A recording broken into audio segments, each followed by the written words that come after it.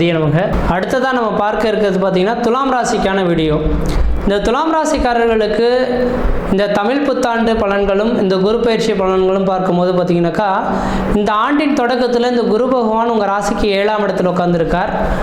அதே போல் பார்த்தீங்க அப்படின்னாக்கா, இந்த ராகு பகவான் 6ஆம் இடத்துலையும் 12ஆம் இடத்துல கேது பகவானும் 5ஆம் இடத்துல சனி செவ்வாயும் சேர்ந்திருக்கக்கூடிய காலகட்டங்களாக இருந்துகிட்ருக்கு. அப்போ இந்த அமைப்புகள் எல்லாமே இந்த துலாம் ராசி என்பவர்களுக்கு யோகமான அமைப்புகள் தானா அப்படின்னாக்கா, கண்டிப்பாக எனக்கு தெரிஞ்சளவு இது யோகம்னு தான் சொல்லணும். அதில் எந்த விதத்துலையும் மாற்றுக்கிறதே கிடையவே கிடையாதுங்க. சார் என்ன சார் சொல்ல விரும்புகிறீங்க? இந்த வருட காலகட்டத்தில் இந்த குரு பகவான் 8ஆம் இடத்துக்கு மறைந்து போகிறார் அல்லவா?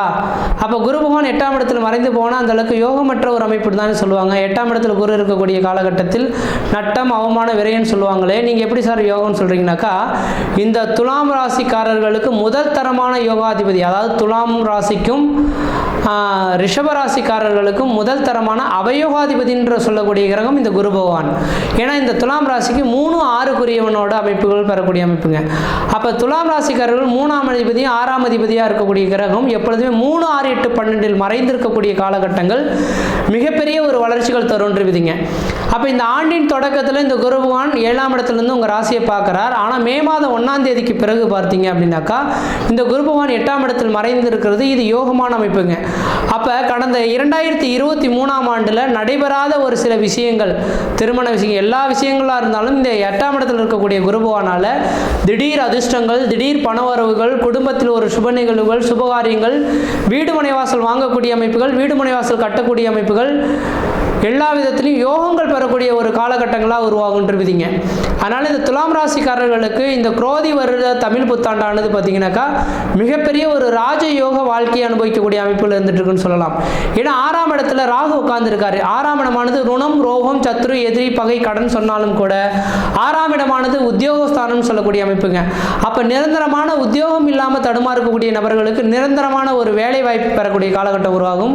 கடந்த ஒரு வருட காலமாக உண்மையாலுமே சொல்லவேனாக்கா, ராசிக்கு 7ஆம் இடத்துல குரு இருந்தது உண்மைதான் சார், எங்களோட ஜாதகத்தில் எந்த விதத்திலையும் வளர்ச்சிகள் கிடையாது, தொழில் தடை, வருமான குறைபாடு இருந்தக்கூடிய நபர்களுக்கு இந்த வருட காலகட்டத்தில் உங்களுக்குன்ற ஒரு நிரந்தரமான வேலை வாய்ப்பு, குடும்பத்தில் ஒரு மன நிம்மதியும் மன சந்தோஷமும், எடுத்த காரியத்தில் வெற்றி ஏற்படக்கூடிய காலகட்டமும் உருவாகுன்றீங்க. அதே போல் 5ஆம் இடத்துல சனியும் செவ்வாயும் சேர்ந்திருக்கார். 5ஆம் இடத்துல சனி இந்த வருடம் முழுக்கவே இருக்க போறாருங்க. அப்போ 5ஆம் இடமானது பூர்வ புண்ணியஸ்தானம், புத்திரஸ்தானம் சொல்லக்கூடிய இடங்க. எப்பொழுதுமே 5ஆம் இடத்துல சனி, செவ்வாய், சூரியன், ராகு, கேது சம்பந்தப்படக்கூடாதுன்னு சொல்லுவாங்க. ஆனால் இந்த வருட காலகட்டத்தில் சனி பகவான் அந்த இடத்துல சம்பந்தப்பட்டாலும் இந்த உங்கள் ராசிக்கு மட்டும் இந்த சனி பகவான் 5ஆம் அதிபதியாகவே வந்து 5ஆம் இடத்துல ஆட்சி பெறுறது யோகங்க. அப்போ 30 வருடத்துக்கு ஒரு தடவை நடக்கக்கூடிய யோகங்கள் இந்த நேரத்தில் நடக்குதுன்னு தான் சொல்லணும்.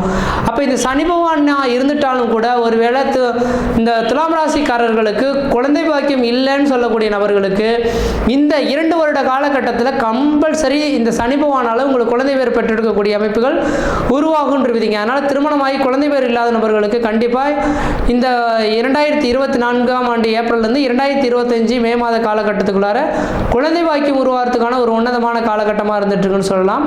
அதே போல் 8ஆம் இடத்துல இந்த குரு பகவான் மறைந்து உட்கார்ந்துருக்கிறதுனால கெட்டவன் கெட்டிடல் கெட்டிடும் ராஜயோக என்ற விதியின் அடிப்படையில் இந்த துலாம் ராசிக்காரர்களுக்கு 8ஆம் இடத்திலிருந்து இந்த குரு பகவான் 12ஆம் இடத்தை பார்க்க இருக்கிறார். அப்போ 12ஆம் இடமானது பார்த்தீங்கன்னாக்கா ஒரு ஜாதகத்தில் அந்நிய தேசம், அந்நிய பயணம், அயல்நாட்டை குறிக்கக்கூடிய இடம்ன்ற விதிங்க. அப்போ இந்த நேர காலையில் துலாம் ராசி அன்பர்கள்லாம் யாராவது ஊரை விட்டு வெளியூர், வெளிமாநிலம், வெளிநாடு தொடர்பு பெறணும்னு ஆசைப்படுறீங்களா? 100க்கு 100 நீங்கள் கிளம்புங்க. அந்த நாட்டு குடியுரிமை வாங்கி அங்கேயே வசிக்கக்கூடிய ஒரு காலகட்டங்கள் கூட உருவாகும். அல்லது அங்கே இருக்கக்கூடிய நபர்களுக்கு இந்த நேரத்தில் பதவி உயர்வுகளும் அதன் மூலிமா ஒரு அதிர்ஷ்ட வாய்ப்புகளும் ஏற்படுத்தக்கூடிய காலகட்டம் உருவாகுன்றவிதிங்க. அடுத்ததாக பார்த்தீங்கன்னாக்கா எப்போதுமே குரு பகவான் இருக்கக்கூடிய இடங்கள் தான் பங்கப்படுத்துவார்ன்றவிதிங்க. பார்க்கக்கூடிய இடங்களுக்கு பலிதம் அதிகன்றவிதிங்க. அதன் அடிப்படையில் பார்க்கும்போது 8ஆம் இடத்துல 2ஆம் இடத்தை குரு பகவான் பார்க்கறதுனால துலாம் ராசி அன்பர்களுக்கு குடும்பஸ்தானத்தில் இருக்கனால, தனஸ்தானத்தில் இருக்கனால தன வளர்ச்சிகள் ஏற்படக்கூடிய காலகட்டங்கள், குடும்பத்தில் ஒரு சுப நிகழ்வுகளும் சுபகாரியங்களும், அழியா சொத்து சேர்க்கை ஏற்படக்கூடிய காலகட்டமும், அதே போல் பார்த்தீங்கன்னா திருமணமாகாத நபர்கள் திருமண வாய்ப்புகளும், குழந்தை பேர் இல்லாத நபர்கள் குழந்தை பேர் உருவாகிறதுக்கும் ஏதோ 4 பேர்த்தை அழைத்து நீங்கள் விருந்து படிக்கக்கூடிய ஒரு காலகட்டமாக இந்த 2024 ஏப்ரல் மாதத்திலிருந்து 2025 ஏப்ரல் மாத காலகட்டம் வரலும் ஒரு குடும்பஸ்தானத்தில் இருக்கனால குடும்ப அபிவிருத்திகள் பெறக்கூடிய காலகட்டங்கள் உருவாகுன்றீங்க. அதே போல் 4ஆம் இடத்தை குடும்பவான் பார்க்கறதுனால வீடுமனை வாசல் வண்டி வாகன யோகங்கள் ஏற்படுறதுக்கான வாய்ப்புகள் உருவாகுன்றீங்க. அப்போ இந்த நேரத்தில் ஏதாவது வீடுமனை வாசல் வாங்கணும், வீடுமனை வாசல் கட்டணும்னா யோசிக்காமல் நீங்கள் வீடுமனை வாசல் வாங்குவதற்கும் வீடுமனை வாசல் கட்டுவதற்குமான ஒரு உகந்த காலகட்டமாக இருந்துட்டு இருக்குன்றீங்க. அதே போல் 7ஆம் இடத்துலேருந்துலாம் திருமணம் நடக்கல சார், இந்த நேரத்தில் திருமணம் நடக்குமா, நான் போகாத கோயில்னு சொல்லக்கூடிய நபர்களுக்கு கண்டிப்பாக திருமணம் ஆகாத நபர்களுக்கு திருமண வாய்ப்புகள் கூடி வரும். நிரந்தரமான வேலை இல்லாத நபர்களுக்கு நிரந்தரமான வேலை வாய்ப்பு உருவாகும். வீடுமனை வாசல் பழமையான வீடுகளை திருத்திட்டு புதுமையான வீடுகள் கட்டக்கூடிய யோகங்கள் உருவாகும். உடல் ரீதியாக பிரச்சனை ஏற்பட்ட நபர்களுக்கு உடல் பிரச்சனைகளுக்கு தீர்வு ஏற்படக்கூடிய காலகட்டம் உருவாகும்.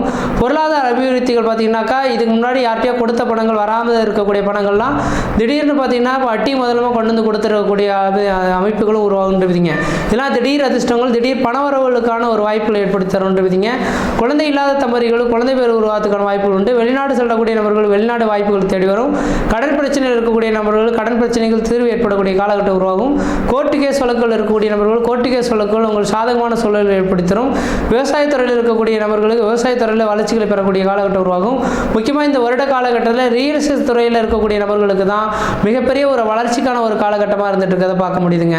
அதனால் எனக்கு தெரிஞ்சாலும் இந்த துலாம் ராசிக்காரர்களுக்கு இந்த வருட காலகட்டங்களானது 8ஆம் இடத்தில் குரு பகவான் மறைந்திருந்தாலும் இந்த வருட காலகட்டம் யோகம் நிறைந்த ஒரு காலகட்டமாக இருந்துட்டு இருக்கிறத பார்க்க முடியுதுங்க. இந்த வருட காலகட்டத்தில் ராஜாவாக வர்றது செவ்வாயாக வர்றதுனால விவசாயம் சம்மந்தப்பட்ட தொழிலில் இருக்கக்கூடிய நபர்களுக்கு மிளகாய், வெங்காயம், தக்காளி இந்த 3 பயிர்களை பயிரிடுறது ஓரளவுக்கு நல்ல பலன்கள் தருன்றீங்க. ஏன்னா ராஜாவாக இருக்கிறதுனால இந்த 3 பொருட்களும் மகசூலும் அதிகமாக இருக்கும். அதுக்கு தகுந்த விலைவாசியும் அதுக்கு கிடைக்கக்கூடிய அமைப்புகள் உருவாகுன்றீங்க. அப்போ தக்காளி, வெங்காயம், மிளகாய் இந்த 3 பொருட்களும் விவசாயம் செய்யக்கூடிய அமைப்புகளுக்கு வளர்ச்சிகள் தரும். ரியல் எஸ்டேட் துறையில் இருக்கக்கூடிய நபர்களுக்கு உங்களுக்கு ரியல் எஸ்டேட் துறையானது வளர்ச்சிகள் பெறக்கூடிய ஒரு காலகட்டமாக இருக்குன்றீங்க. அப்போ நிலத்தை வாங்கி விற்பனை செய்யறதுக்கான காலகட்டங்கள், வெகு நாட்களாக விற்காத ஒரு நிலங்கள்லாம் இந்த நேர காலங்களில் விற்பனைக்கு வரதுக்கான ஒரு வாய்ப்புகள் உருவாகுன்றீங்க. மற்ற விதத்தில் உங்களுக்கு எந்த விதத்தையும் தோஷங்களோ பாதிப்புகளோ சொல்கிறதுக்கான வாய்ப்பு கிடையாது. இந்த குரோதி வருட தமிழ் புத்தாண்டானது மிகப்பெரிய ஒரு ராஜயோக வாழ்க்கையை கொடுக்கக்கூடிய அமைப்பில் இருக்குது. அதிலே குரு பயிற்சியும் ஓரளவுக்கு உங்களுக்கு சாதகமான சூழலாக தான் இருந்துட்டு கொண்டுருவீங்க. மற்ற விதத்தில் எந்த விதத்தையும் தோஷங்கள் பாதிப்பு கிடையாது. சீரும் சிறப்புமாகவே இருப்பீங்க, நலமாக இருப்பீங்க. நன்றி, வணக்கம்.